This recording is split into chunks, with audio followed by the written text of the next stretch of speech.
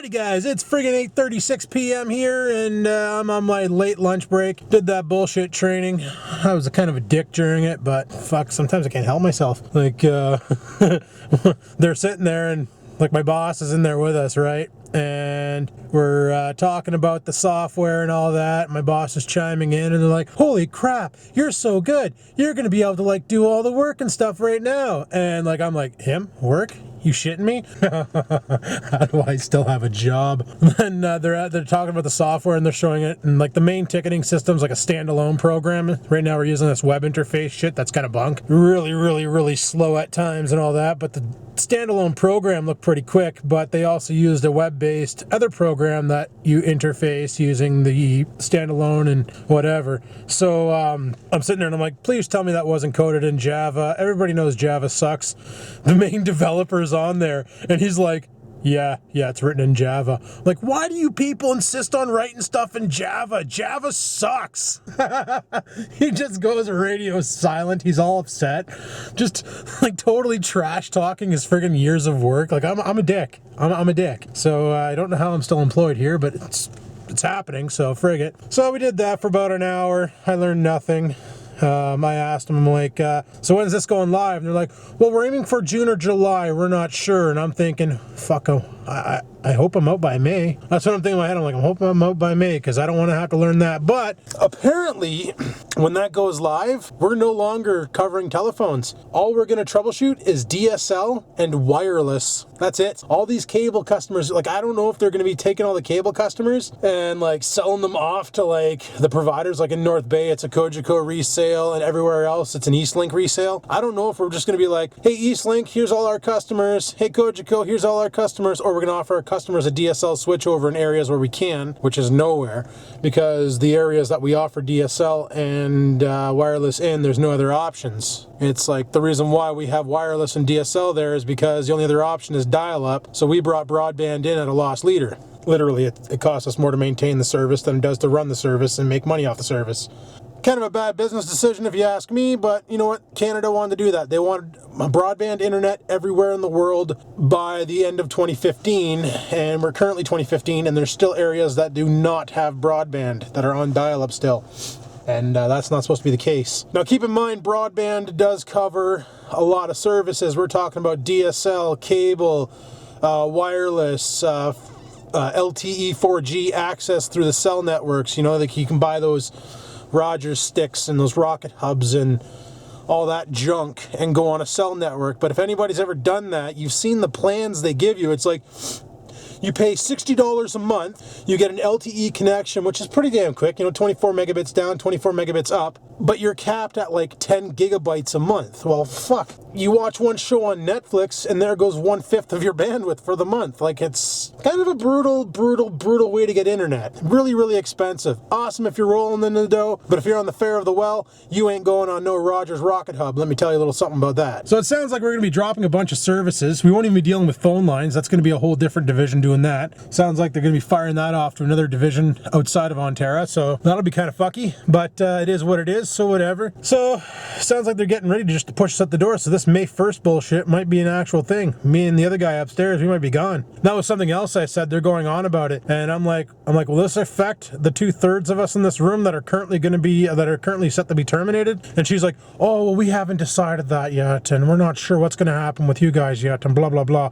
Like, trying to, like, I want to know. We need to know this shit, right? Because like, fuck, it affects our lives, and it's not like I'm like, it's just we want to know when we're going to be getting let go. It's like, frig's sakes, don't leave it to the last minute so we have no time to plan anything. Fucking tell us now. We're not going to sabotage the company. It's just nice to know so you can make plans to be awesome in the future and not be stranded with a fuck all. That's what we want to know. But they don't grasp it that way. They're more worried about us freaking out and causing the company a bunch of damage and money and all that, and well, whatever. Fuck them. For that MacBook Pro 2011, we got a critical problem with it. So I bring it in, hook it all up.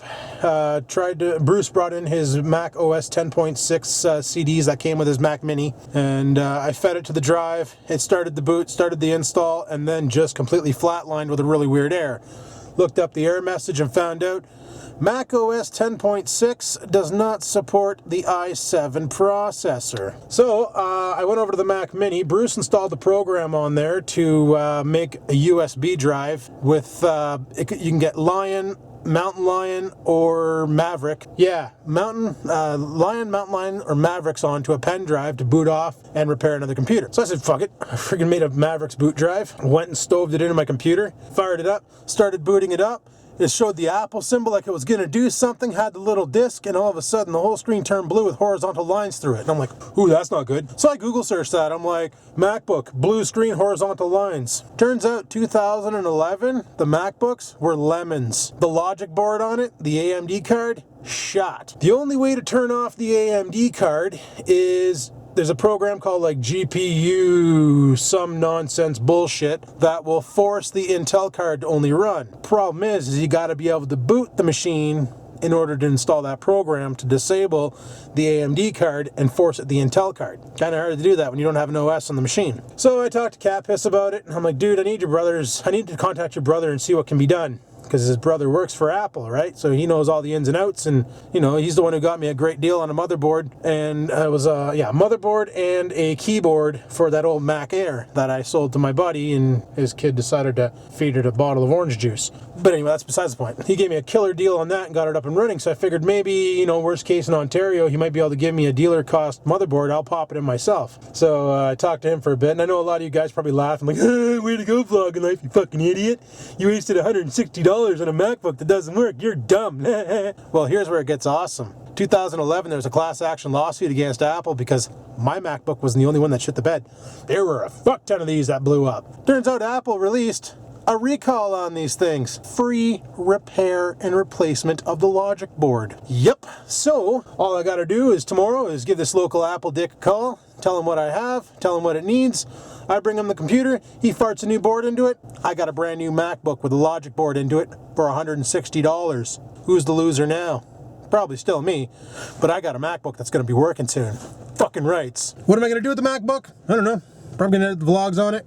I'm gonna put once I got it up and running properly, I want to put one of those hybrid drives. You've probably seen them. It's basically a 120 gig SSD with a 1 terabyte hard drive all into one drive. I'm gonna slap one of those sons of bitches in there, and then probably use it to edit the vlogs. Use it with Final Cut, because I really want to try some Final Cut out and see what the fuck the big deal is. Because like I said, my old white book, I tried it on there. It was like a turtle on a crutch going through friggin' molasses. Forget it, not gonna happen. Pug1 thought his computer was slow in editing. If he would have used my white book, he would have thought his friggin' MacBook Pro was a friggin' speed racer. So fast. Yeah, my old MacBook, man, she was sluggish, but what do you expect? Base model white book, right? Friggin' had a, what was it, a 64 megabyte Intel 900 video card or something like that. It was really, really bad. But it lasted a long time. That's one thing I got to give to Apple, is they do last a long time when they're built right. It's just 2011 was a bad year. So what I'll probably do is when I get the friggin' computer back all fixed up, I'm probably going to run that program.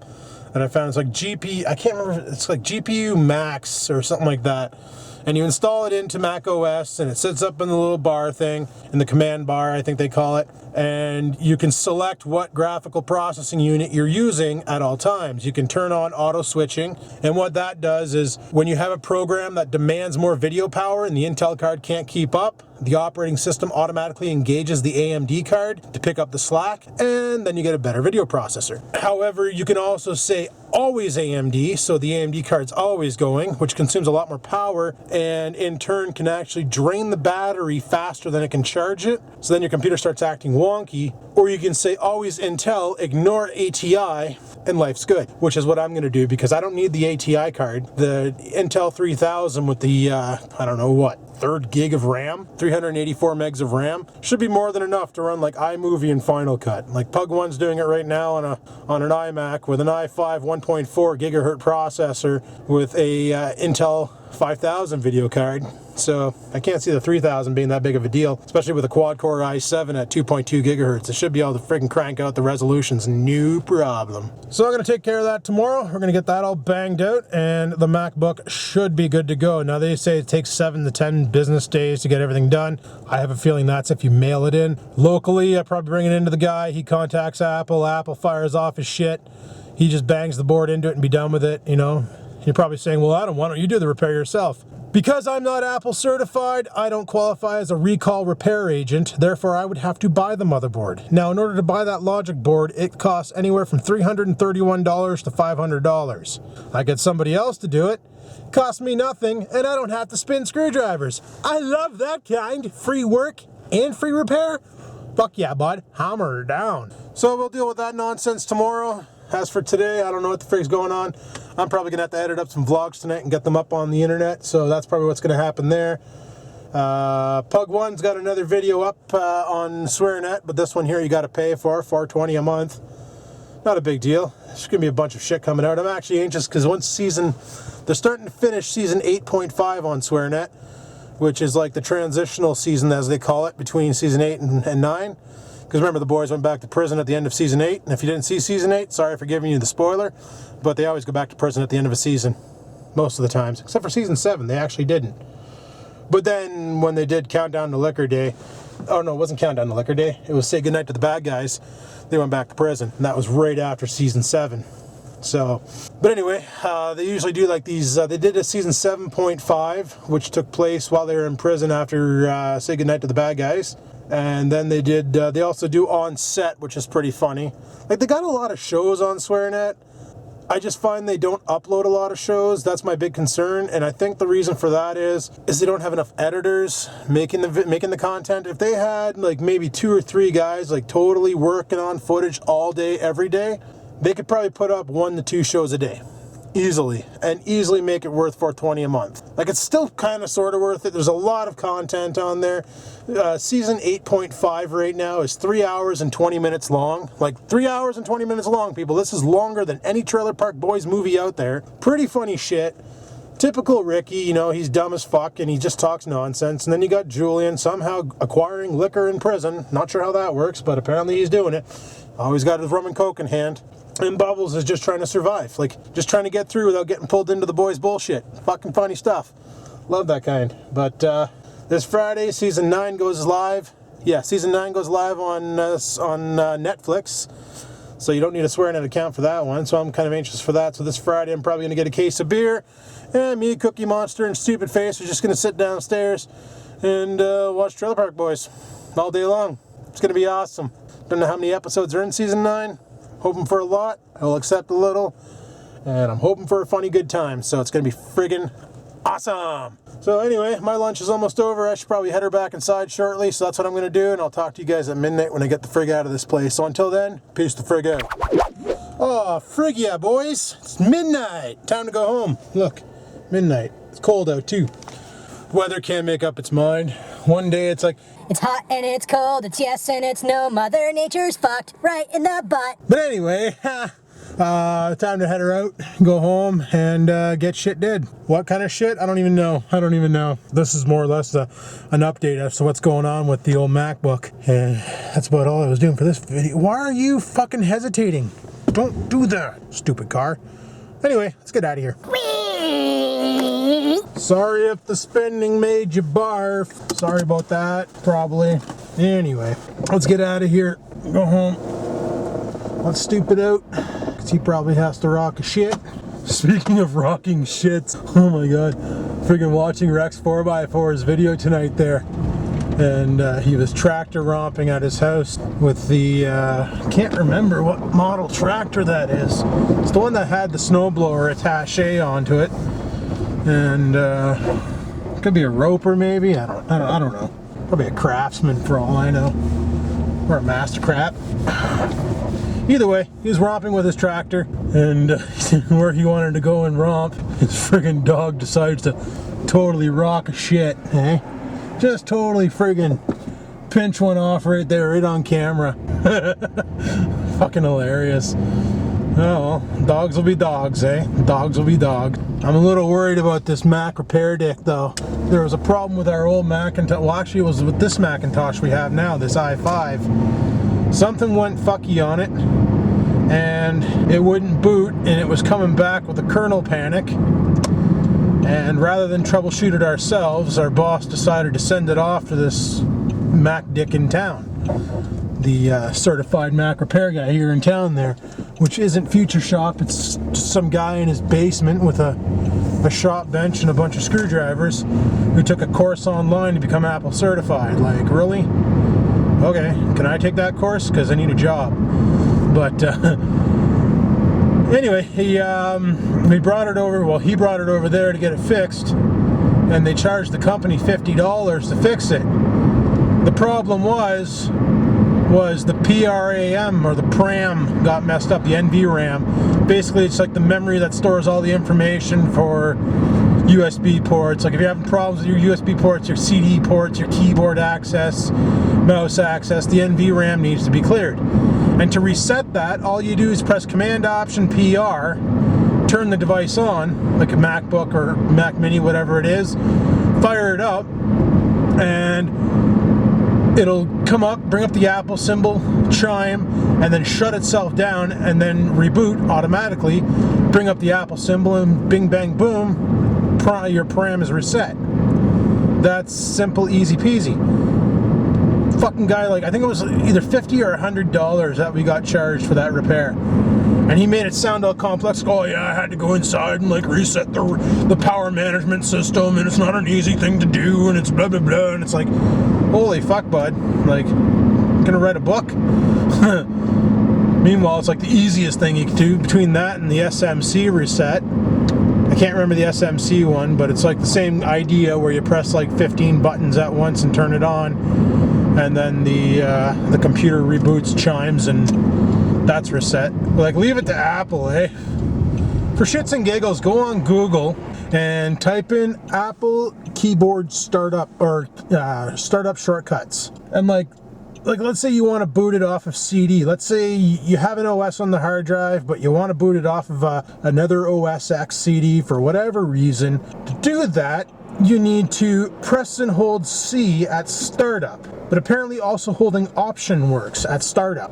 And by startup, I mean when you first turn the computer on, you press and hold the Option key down for ever, pretty much, until you see the window pop up asking you, what do you want to boot from? Oh yeah, and also, remember I was saying last night? No, I didn't say that last night, because I didn't make a vlog yesterday. I was trying to set up a friggin' Mac boot drive, but not having an Apple computer, I didn't know how to do it from PC. So I downloaded this program called Trans Mac, which basically allows you to format a hard drive for Apple use, or format your, come on brain, you gonna work for me today? Oh, you quit. Oh, okay. Never mind. No, anyway, format or make a bootable pen drive for Apple. And that's when I thought, like, holy fuck, this thing's like locked right out. The firmware's locked out because it wasn't reading the USB disk. Turns out Transmac is a piece of shit and it doesn't work. It was making the boot drives, but they weren't. They were still MBR, like Windows format. And you need them like, what was it, GPT format for Mac? Because Mac is a Linux-based OS, and it doesn't like FAT32 or FAT16 or any of the Windows formats unless you install like a subkernel, or not a subkernel, but a kernel extension that'll let it read FAT32 and all that. But you got to do that after you friggin' set up Mac OS. But that's fine because I made myself a bootable Lion disk off the Mac at work, and life is good and grand and everything's awesome. So once I get this motherboard problem all fixed up and replaced, I'll just friggin' bang the pen drive into it and install macOS Lion, and then do my live updates over the internet and get her up to Yosemite. It'll be easy, because if you have 10.6.8, you have access to the App Store, you can download Yosemite right away and just install it like it's nothing. But I couldn't get the over the internet one to work, and the reason being is the video card. If there was a way that you could boot up like a PC, you boot up, press and hold delete, you can go into the BIOS. And all PCs with dual graphic cards, even on my Dell laptop, you can boot it up and say, use the integrated all the time, ignore the discrete. And it'll do that. But there's no press and hold delete on a MacBook to do the same. You can't do that. And that's where Apple, I feel, has gone wrong, is And everything's software driven. You have to get into the kernel.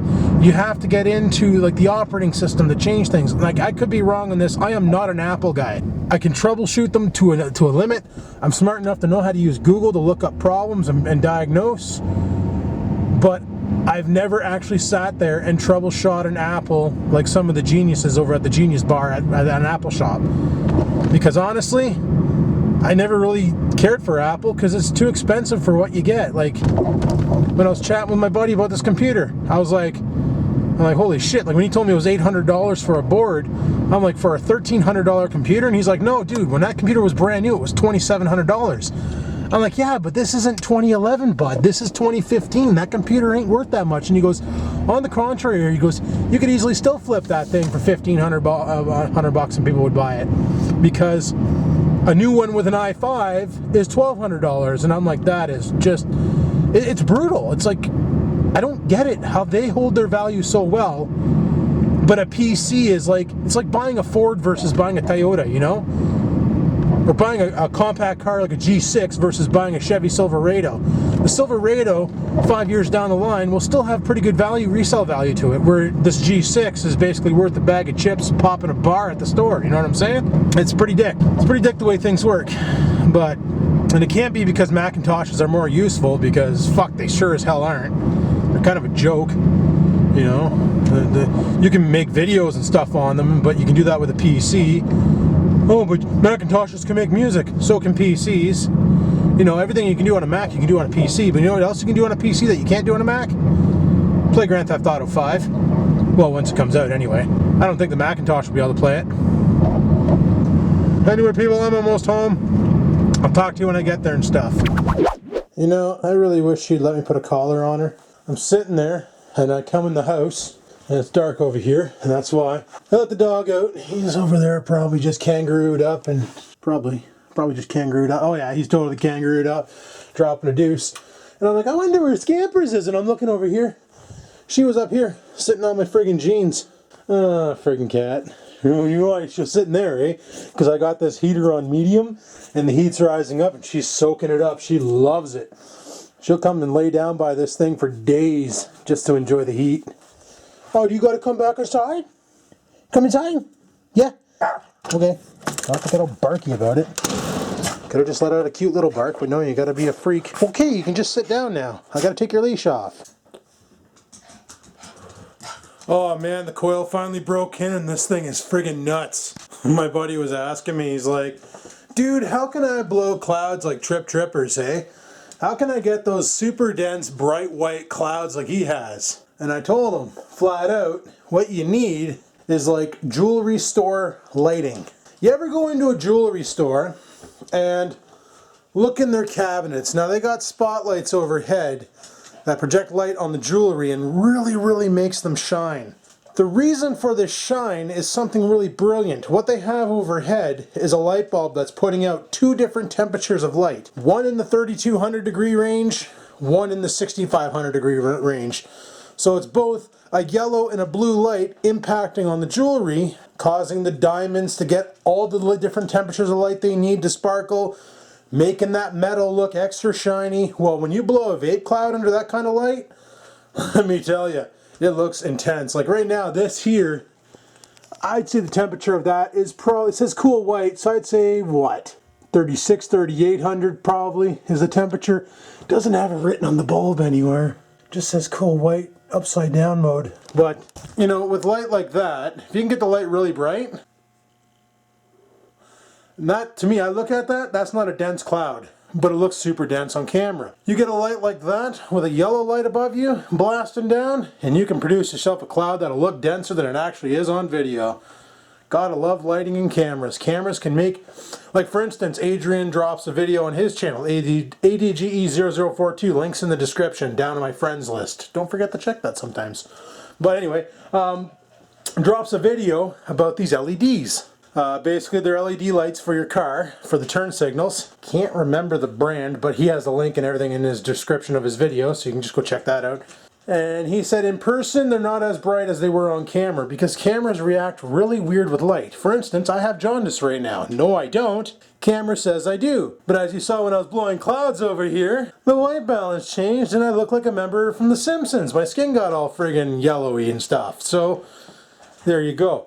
But cameras can do a lot of cool shit when you let more light in than needed.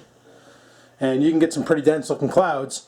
Won't look dense to you, but on camera, they look friggin' brutal. Do you like my juice? Yeah, you do. Yeah, you do. You want some? You don't. You just want to you want to actually take it right from the device? You can't. No. You're not allowed. No, you're not allowed. No. The vet said no more for you. You can have it secondhand. But no, you can't. No. No. No. And no means no. Okay, this is freaking hilarious. I just went in there and took a dump, but while I was taking a dump, my phone goes off. And it was the guy I bought the MacBook off of. And he goes, probably by now you realized what I sold you was a broken MacBook that is impossible to fix because the video card is shot. And I'm thinking, yeah, I just figured that out tonight. So, you're right, yeah, I figured that out. And he goes, obviously you've realized that there's not many replacement boards available on eBay, Kijiji, or any other places, and the only ones available are already broken. And he goes, I hope you're happy with your purchase. And I'm like, who the fuck emails that? So then I email him back saying, hey bud, thanks for the computer. You know, 160 bucks, totally worth it for a MacBook Pro. Yeah, I'm aware the video card is shot and so is Apple. Because as of February 19th, 2015, i.e. like a month ago, is when Apple initiated the recall on these rigs. 2011s, 2012s, 2013s, anything with a dual graphics card, Apple is aware. And it looks like the recall is your choice, which is kind of cool. I'm going to go pull it up the webpage upstairs because my phone's being a fucking dick and it won't surf right. And I swear it's because Samsung wants me to buy the new phone and they crippled my old phone. This thing used to be fast. I even reformatted it. But it's running like a bag of dicks right now, so holy shiitake mushrooms, is it ever freaking dark in here when my computer goes to sleep. Okay, let's wake this terminal up and I'll show you what I mean once I get the 25E darts into my pocket. And there it is, the widespread 2011 MacBook Pro graphic failures finally addressed by Apple repair program. Some MacBook Pro models are subject to regular system crashes, but owners will be pleased to hear that after a long wait, Apple has kicked off a repair program. We bring you the latest information as of February 20th, sorry, not 19th, 20th, 2015. So, let's go take a look at this. You scroll down a little bit. Oh, it actually scrolls good on my computer. Right there. Reports of failing MacBooks.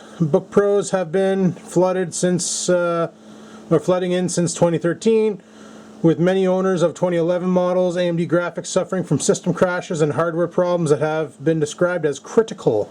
After a long wait, Apple has finally announced a repair program, and we've got some details here. So, anyway, enough of that. Apple kicks off the MacBook repair program. Good news, everyone. As of February 19th, 2015, and now, okay, so it is 29. It was February 19th. It's just this was written on the 20th. For some MacBook Pro models suffering from graphic issues as described in this article, it's not officially a replacement program, but instead titled a MacBook Pro Repair Extension Program for Video Issues.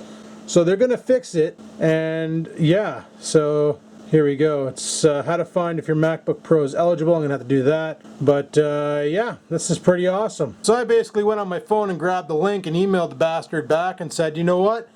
I said for 160 bucks, a little bit of work from Apple, I'm going to have one hell of a fast friggin' Apple rig that I could flip for $1,300.